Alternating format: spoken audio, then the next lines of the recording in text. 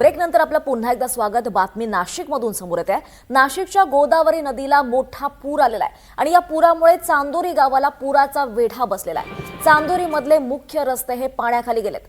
दुकानांसह प्राथमिक आरोग्य केंद्रात सुद्धा पाणी शिरलेलं आहे।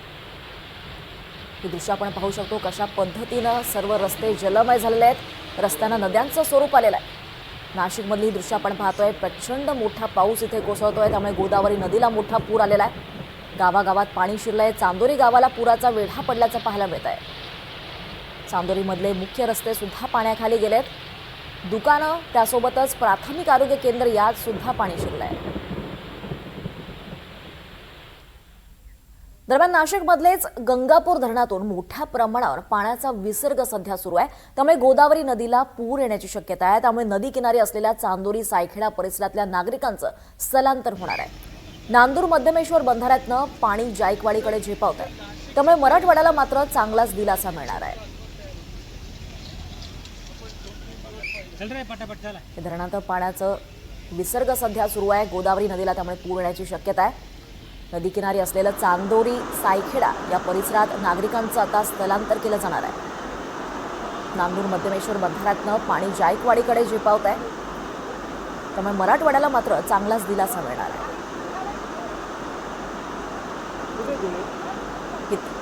ही ताजी दृश्य आपण पाहतोय कशा पद्धतीने इथे पूर आलेला आहे। अधिक माहिती घेऊयात आमचे प्रतिनिधी प्रांजल कुलकर्णी यांच्याकडून।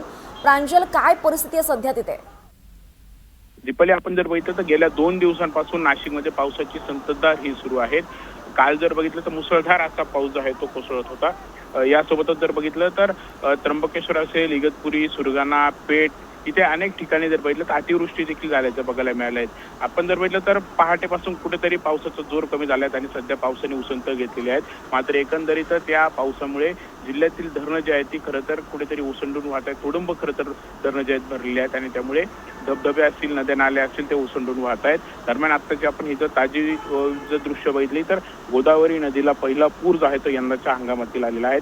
सध्या होळकर पुलाखाली म्हणजे रामकुंड परिसरामध्ये 23,507 क्युसेकने पाण्याचा विसर्ग जो आहे तो होतो आहे। गोदावरी नदीने काल रात्रीच खरं तर धोक्याची पातळी देखील ओलांडली आहे। रात्री 9 वाजता 19,000हून अधिक क्युसेकने पाणी जे आहे ते गोदापात्रामध्ये झेपावत होतं। गोदावरी नदीची इशारा पातळी ही 13,000 क्युसेक आहेत।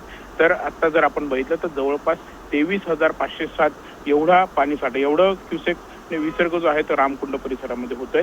त्यामुळे एकंदरीतच काल सायंकाळीच आपण बघितलं तर छोटी जी मंदिरं होती, पूल होती ते पाण्याखाली गेलेले होते। आता जर बघितलं तर मोठ्या प्रमाणात ते पाणी साठ्यामध्ये पाण्याच्या विसर्गामध्ये वाढ करण्यात आलेली आहे। त्यामुळे पाणी पातळीमध्ये देखील वाढ झाल्याचं दिसून येत आहे।